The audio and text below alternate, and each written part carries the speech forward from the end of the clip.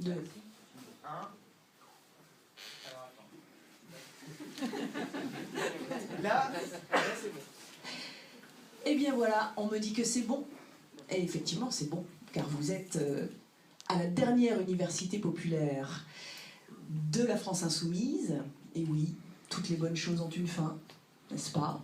Mais sachez que c'est sans doute pour mieux nous propulser vers autre chose que nous allons en effet clore aujourd'hui la séquence des 7 universités populaires, les 7 chapitres de la France insoumise, de l'avenir en commun.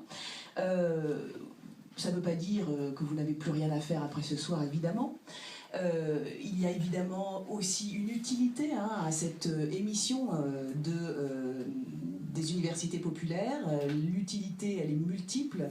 D'abord, c'est l'occasion ou jamais, ce soir, de poser toutes les questions que vous avez à poser, que vous soyez présents ici ou derrière vos écrans, s'agissant de ce chapitre, pour éclaircir nos propositions, et on sait à quel point aujourd'hui c'est extrêmement important, je dirais même, et c'est la deuxième utilité, qu'il s'agit ici de pratiquer finalement une forme d'autodéfense intellectuelle contre tous ceux qui nous brocardent, qui brocardent nos propositions en particulier. Les universités populaires, du coup, prennent aussi un intérêt particulier dans le moment que nous vivons, à savoir, ça devient finalement un instrument de désintoxication.